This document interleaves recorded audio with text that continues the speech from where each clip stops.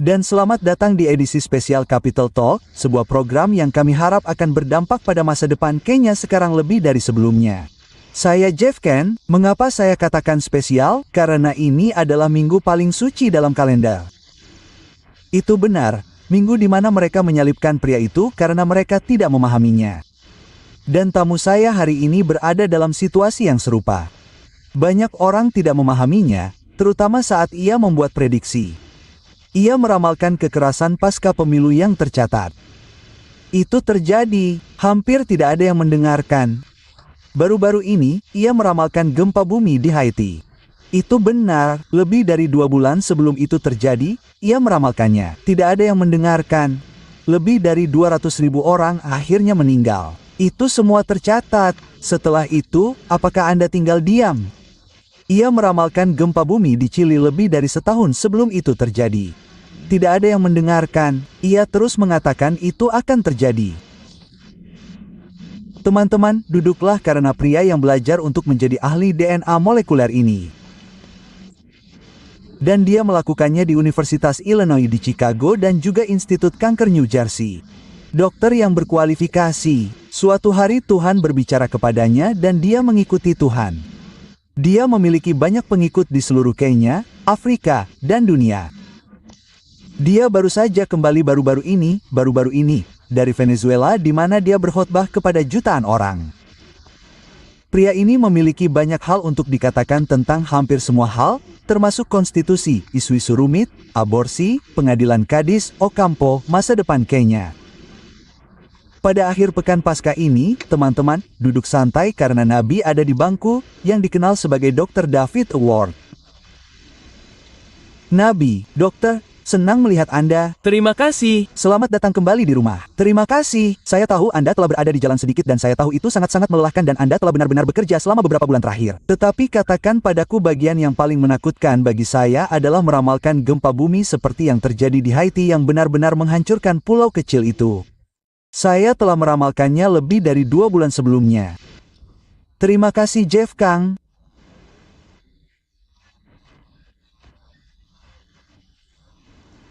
Saya sangat diberkati untuk kembali kepada Anda dalam sebuah program yang sangat mulia di sini dan saya tahu bahwa dalam program ini, pembicaraan tentang ibu kota, khususnya sekarang, lebih dari sebelumnya, menjadi semakin penting bagi orang-orang Kenya untuk dapat mendengar apa yang Tuhan katakan mengenai negara mereka. Kejadian-kejadian di negara tersebut. Mereka melihat banyak hal yang terungkap, terkadang membingungkan. Apakah Tuhan beserta kita? Apakah Tuhan tidak beserta kita? Namun, Anda baru saja menyebutkan tentang misi ke Venezuela. Kami baru saja tiba dari Venezuela. Itu luar biasa. Jutaan orang mendengarkan pesan Tuhan yang luar biasa ini dan Tuhan menyembuhkan banyak orang. Dan yang paling penting, itu disiarkan di televisi. Itu disiarkan secara langsung di web. Jadi, secara global orang-orang menonton, orang-orang mengikuti semua yang Tuhan katakan di sana. Mengenai nubuatan gempa bumi Haiti, Jeff, Tuhan mengirim saya ke pulau yang berharga ini. Mereka menyebutnya Pulau Hispaniola.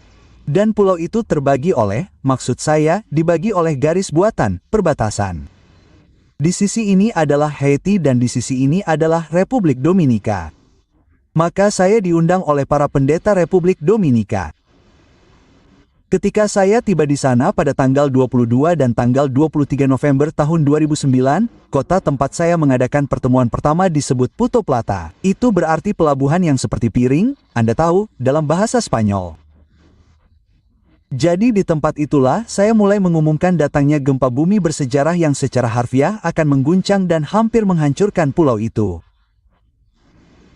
Kemudian pada tanggal 24 November tahun 2009, saya pergi ke kota terbesar kedua yaitu Santiago dan mengatakan gempa bumi bersejarah akan datang untuk mengguncang Anda jika Anda tidak bertobat. Dan saya berkata saya melihat Anda berlari menyelamatkan diri. Saya melihat kematian datang ke sini. Kemudian pada tanggal 25, 6, 7, saya berada di kota Higo. Itu bulan November tahun 2009.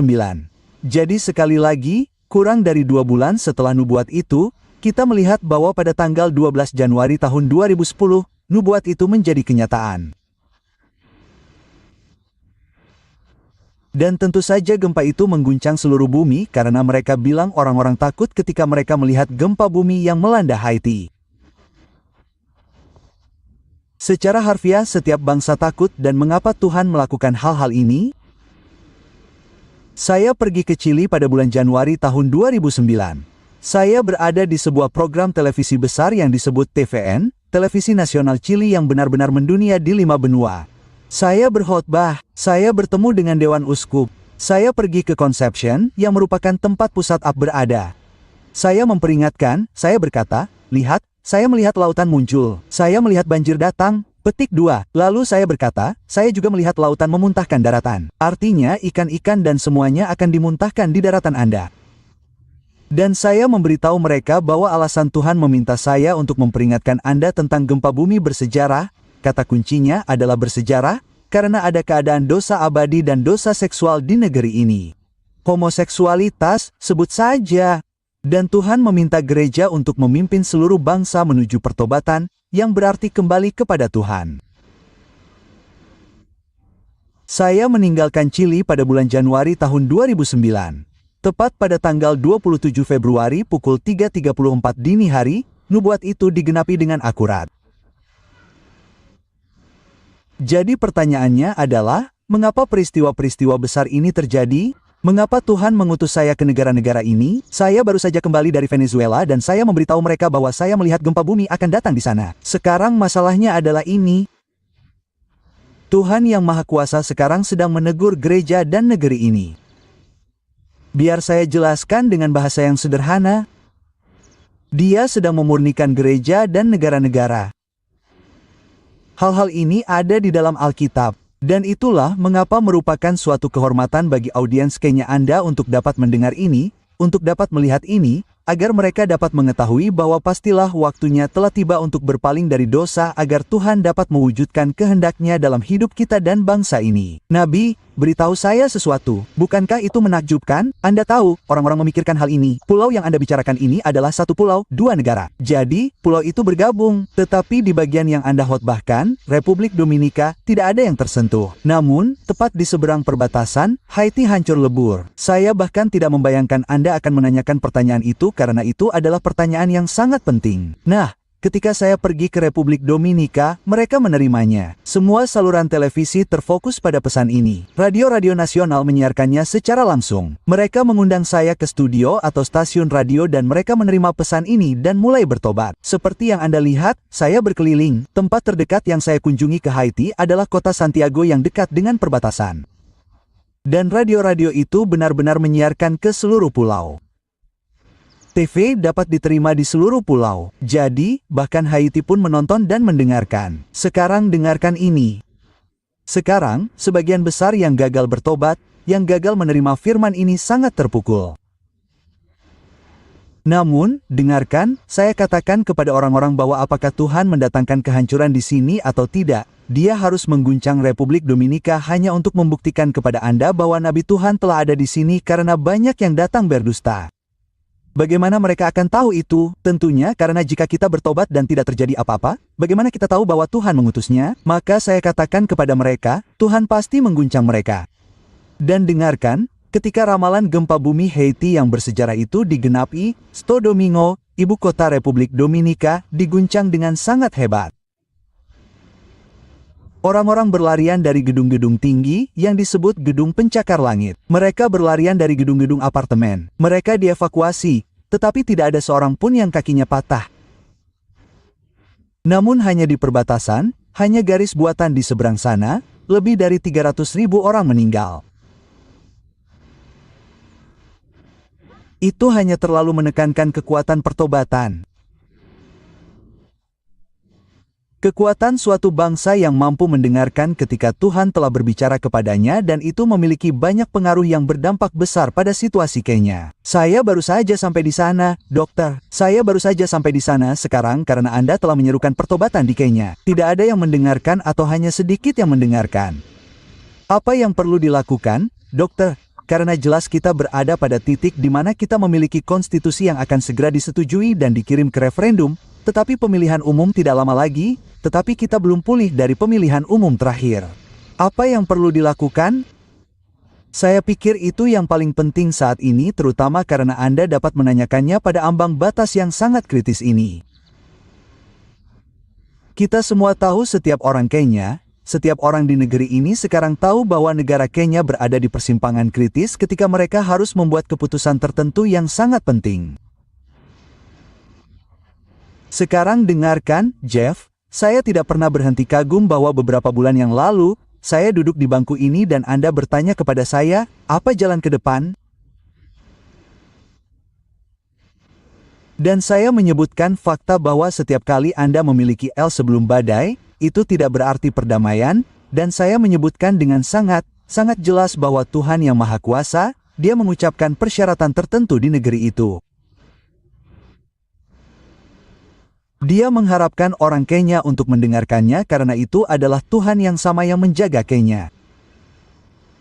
Dia adalah Tuhan yang sama yang menjadikan Kenya pulau perdamaian di tengah lautan turbulensi. Jeff, Anda telah meliput banyak negara di benua ini, bahkan di wilayah ini. Dan Anda telah melihat kekacauan luar biasa yang menimpa mereka. Kami memiliki kamp pengungsian bagi orang-orang dari Somalia, dari Sudan, dari mana itu hanya berbicara tentang kebaikan yang telah Tuhan berikan kepada Kenya bahwa Kenya dapat menjadi tempat perlindungan bagi umatnya yang terluka. Sekarang hanya Tuhan yang dapat melakukan itu. Sekarang bagi Tuhan, bagi Kenya untuk akhirnya mencapai wajah badai, keributan, kebingungan, kekerasan, pertumpahan darah yang merupakan pertumpahan darah, hanya Tuhan yang harus menarik kedamaiannya.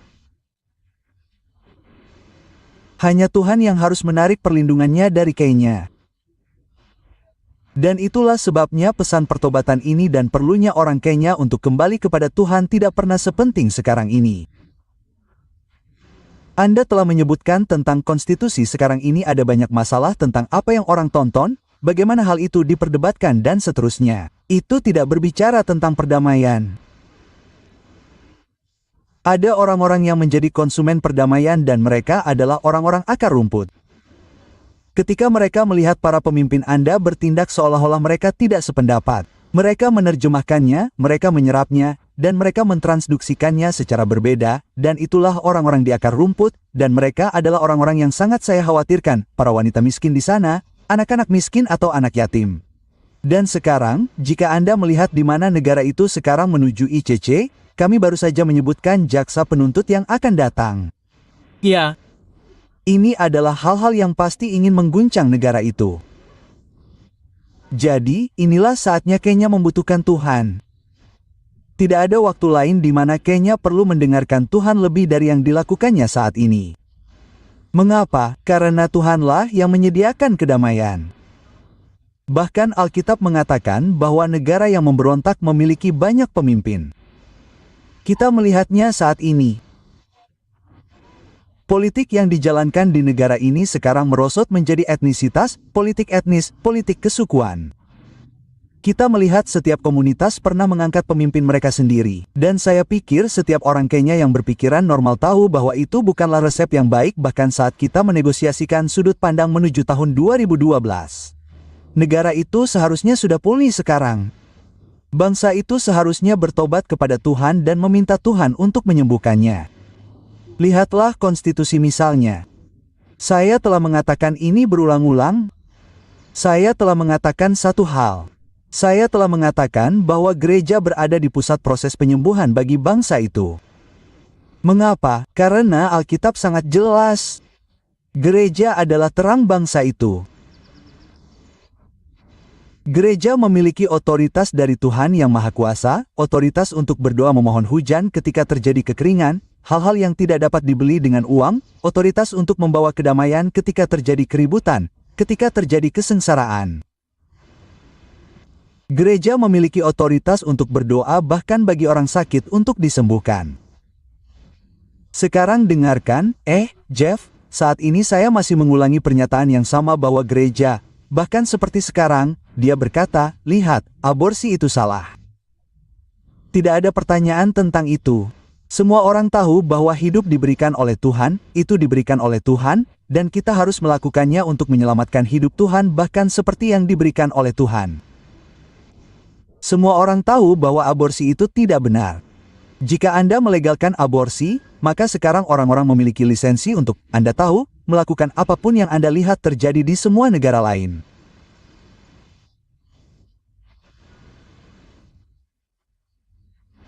Anda tahu, dengarkanlah orang-orang terkasih, bahkan saat saya berbicara kepada pemirsa Anda, Jeff, yang penting adalah bahwa gereja Kristus pertama-tama akan bangkit ke kedudukan yang akan memberinya otoritas sehingga ketika dia mengatakan ini salah, pemerintah akan mendengarkan.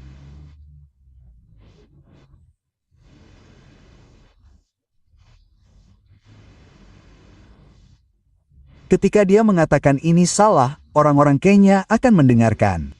Mengapa saya berkata demikian? Karena dengarkan, rasa hormat dan otoritas itu diperoleh. Bahkan Tuhan kita Yesus sendiri, dia memperoleh rasa hormat yang sekarang kita jalani ketika kita memakai namanya. Dia memperolehnya di kayu salib agar gereja keluar dan menjadi suara perbaikan, suara untuk menegur negeri ini.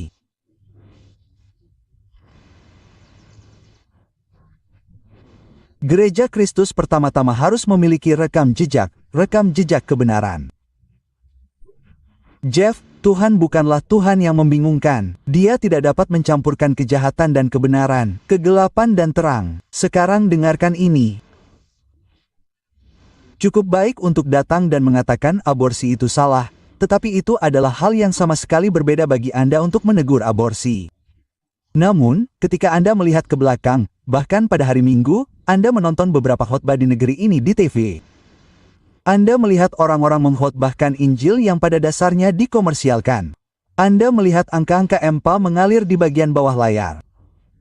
Jadi saya mengkhotbahkan air dan di belakang layar saya minum anggur. Itulah yang pada dasarnya dikatakan gereja dan dengan rekam jejak seperti itu. Orang Kenya telah tumbuh ke tingkat kedewasaan tertentu sekarang. Mereka tahu kebenarannya.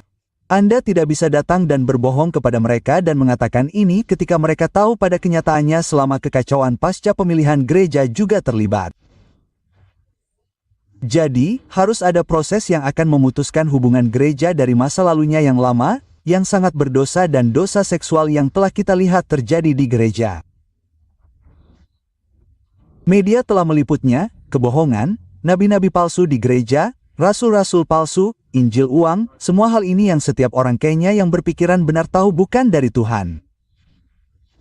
Gereja harus dihubungkan melalui pertobatan.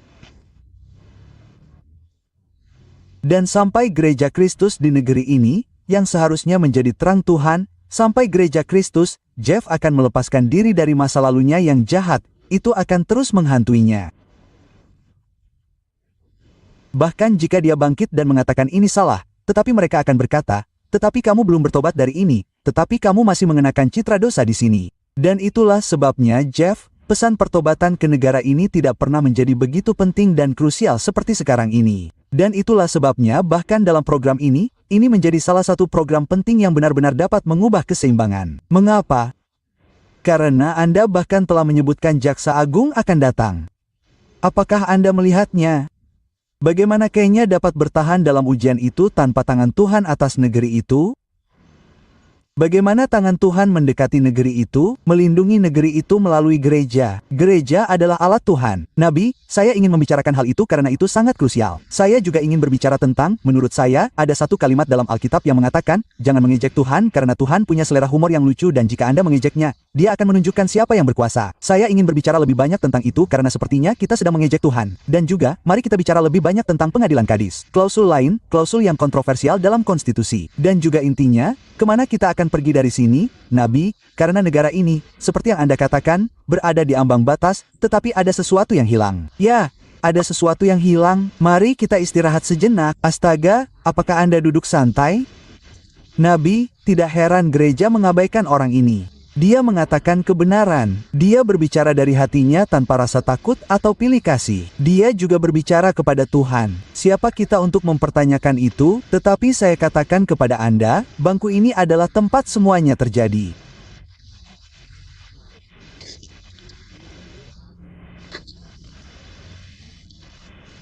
Jadi jangan pernah berpikir untuk pergi karena Capital Talk akan kembali tepat setelah ini dan selamat datang kembali di edisi khusus Capital Talk.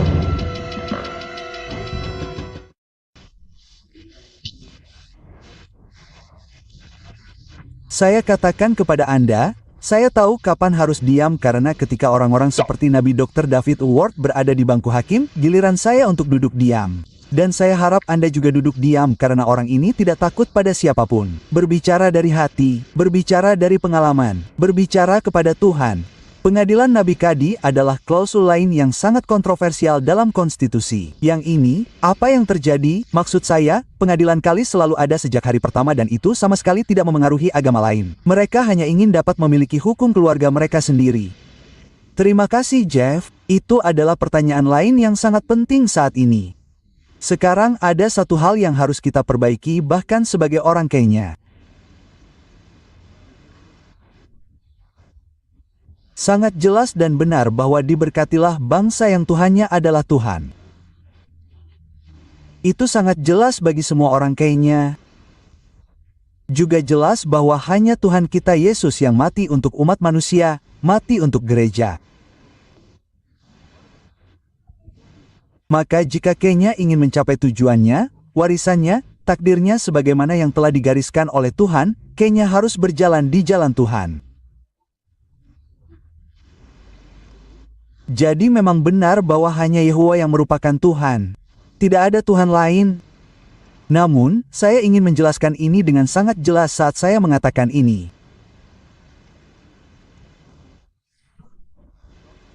Otoritas yang dengannya siapapun dapat datang dan berkata, Anda tahu, lembaga itu salah. Orang ini benar, orang ini salah. Otoritas itu hanya dapat datang dari Tuhan sebagaimana yang ditunjukkan oleh kuasanya.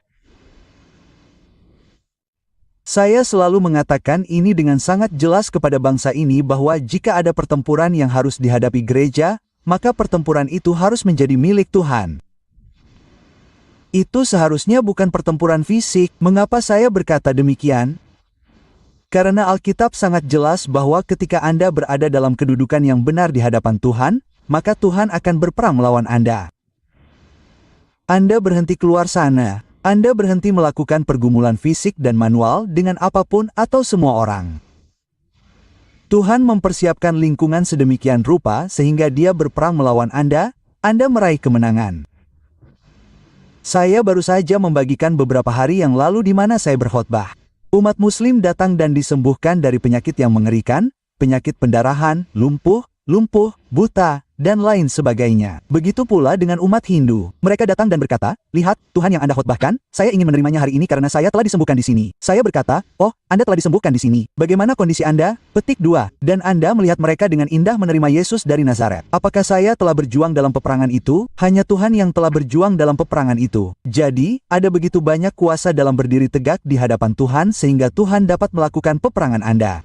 Kita harus belajar dari ini. Gereja harus belajar dari ini. Gereja harus meluangkan lebih banyak waktu untuk berpindah posisi dari tempat ia terombang-ambing, terhanyut dan kembali berdiri tegak di hadapan Tuhan sehingga ketika ia berlutut untuk berdoa bagi bangsa itu, Tuhan mendengarkan. Ketika ia berkata, Tuhan, ada batu sandungan di hadapanku di sini. Dapatkah engkau menyingkirkannya? Petik 2. Tuhan sendiri yang menyingkirkannya. Siapa yang dapat melawan Tuhan?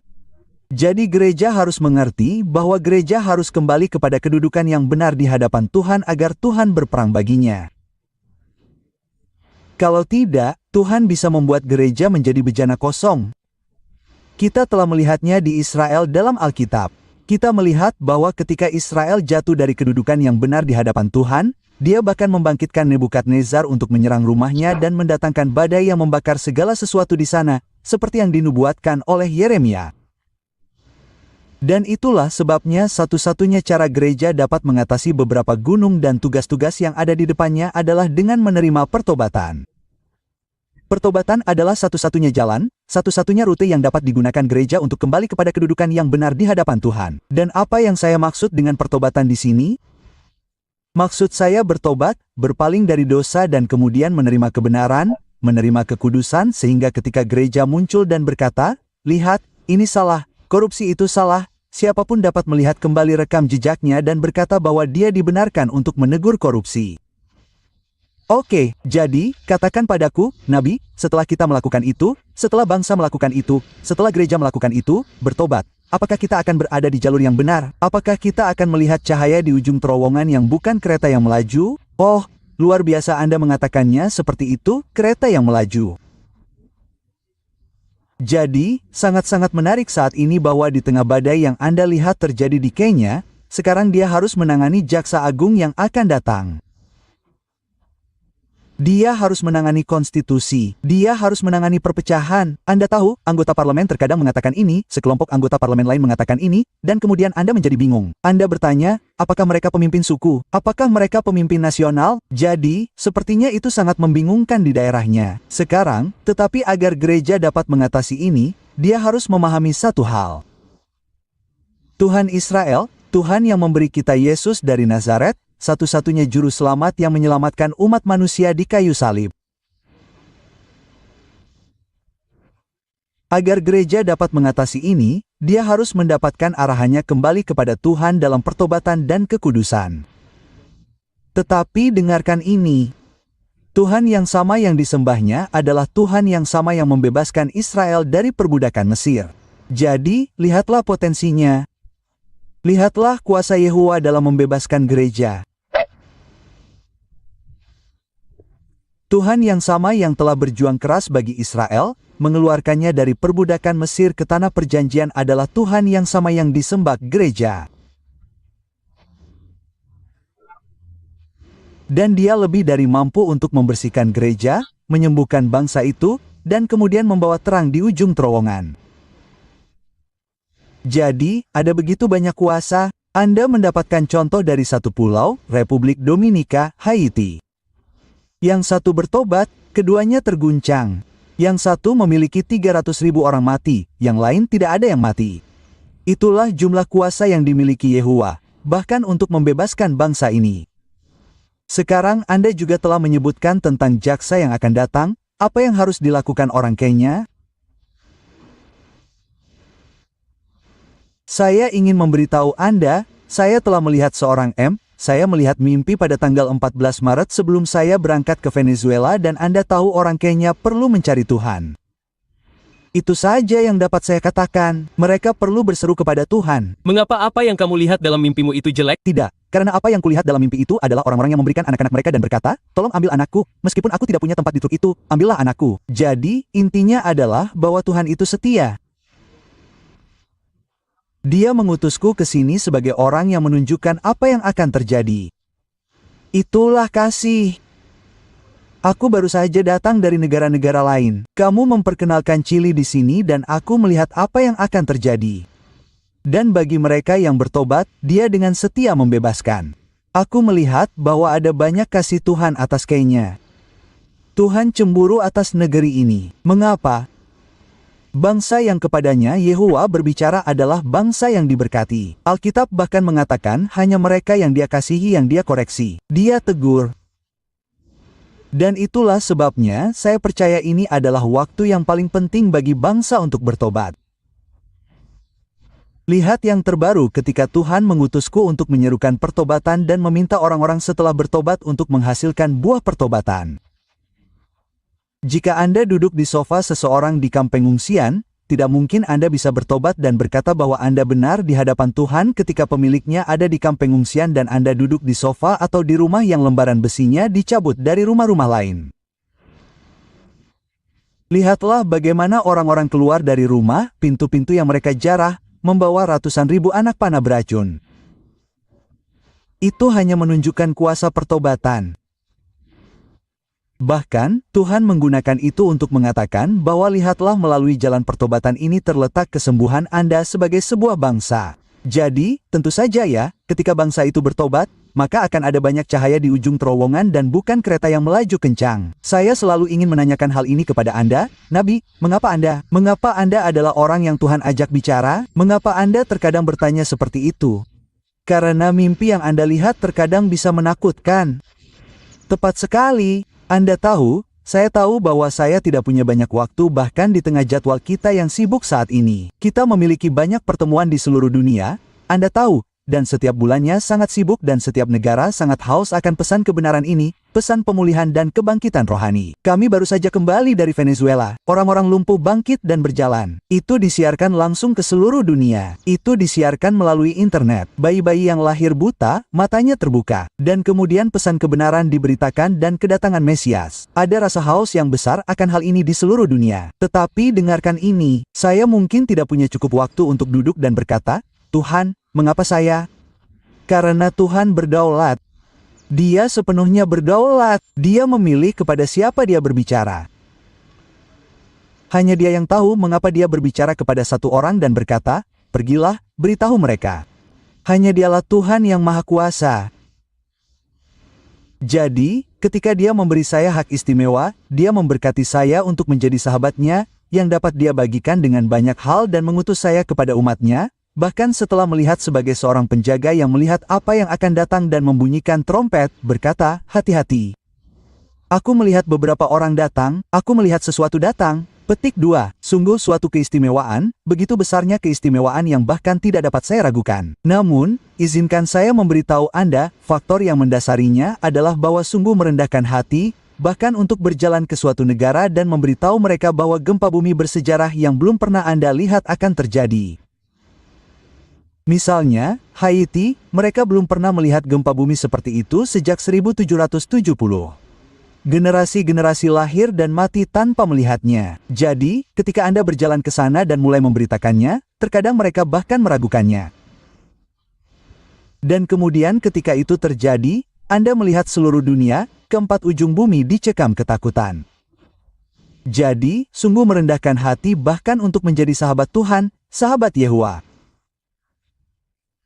Dan bagi Kenya, saya akan tetap bersikeras bahwa jika Kenya tidak bertobat dan berpaling kepada Tuhan, akan tetap ada pertikaian abadi antara Tuhan dan negeri itu.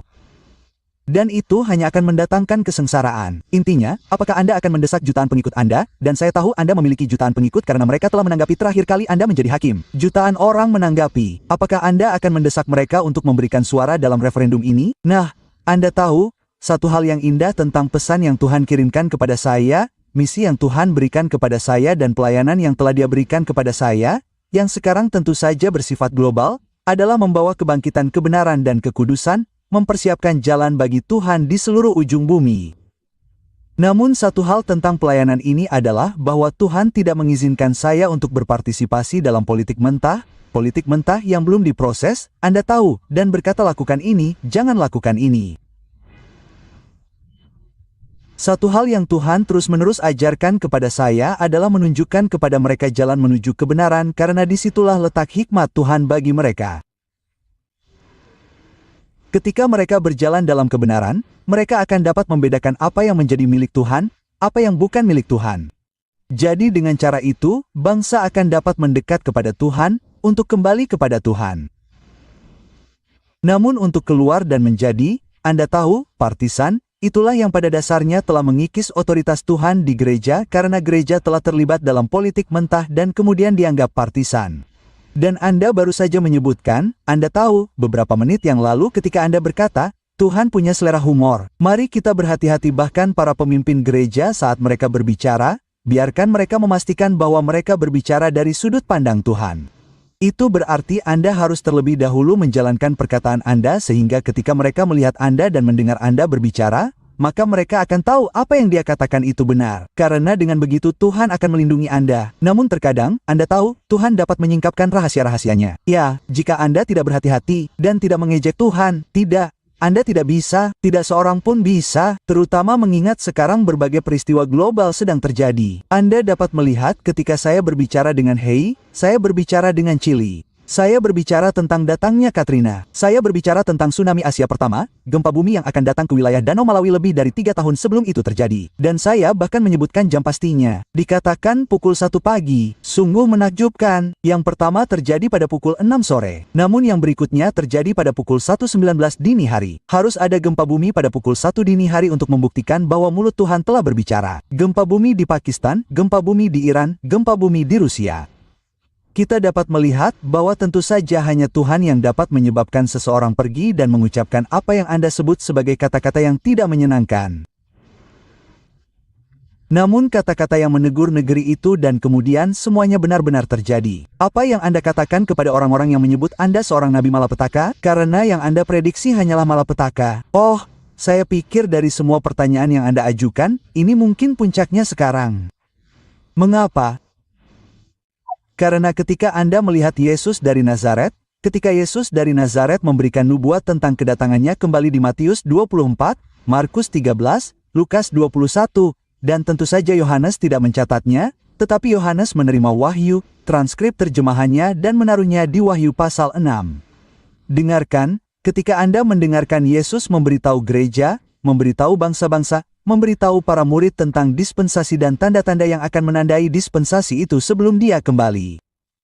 Dia berbicara tentang penipuan di gereja. Dia berbicara tentang kelaparan dan gempa bumi. Dia berbicara tentang perang dan desas-desus tentang perang. Anda akan segera berlari dan berkata, "Lihat, dia adalah Nabi Malapetaka. Saya sangat beruntung karena ada orang yang memanggil saya Nabi Malapetaka." Petik 2. Anda tahu mengapa? Karena dengan begitu saya bisa sangat yakin bahwa saya sedang berjalan di jejak kaki Tuhan. Dan pada saat yang sama, apakah Anda merasa disalahpahami seperti dia? Tepat sekali. Saya tidak tahu apa yang membuat Anda menanyakan pertanyaan-pertanyaan ini. Ini adalah pertanyaan yang paling kritis. Mengapa?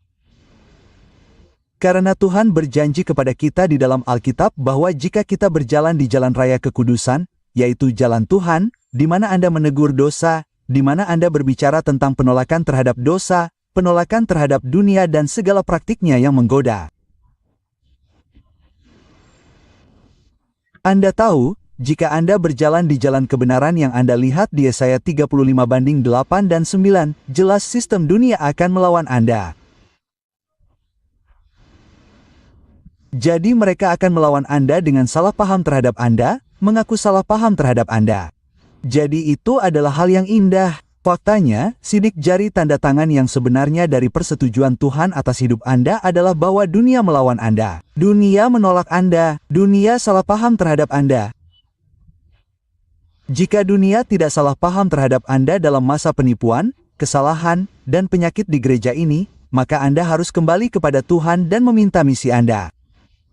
Mintalah Dia untuk memberi Anda Injil yang lain. Jika dunia akan membantu Anda untuk menyelesaikan misi yang diberikan Tuhan kepada Anda, bergabunglah dengan Anda, maka tentu saja Tuhan tidak mengutus Anda. Teruslah berjalan, Nabi, teruslah berjalan. Tuhan memberkatimu, Jeff. Senang melihatmu, terima kasih, dan Tuhan memberkatimu juga. Terima kasih. Semua yang terbaik. Astaga, aku bisa berbicara dengan Nabi sepanjang hari. Pria ini, kukatakan padamu, sungguh menakutkan apa yang dilihatnya. Sungguh menakjubkan apa yang diramalkannya. Dan semuanya menjadi kenyataan. Cepat atau lambat, gereja harus memahami pria ini dan menerimanya.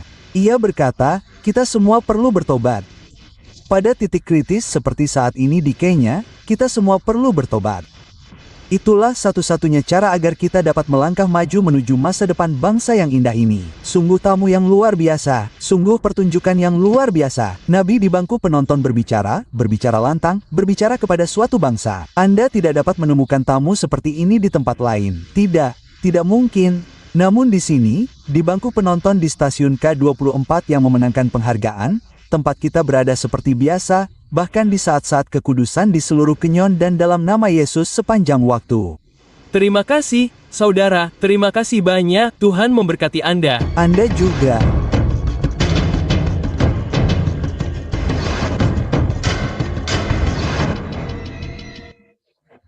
Capital Talk direkam di Fairview Hotel, hotel pedesaan di kota.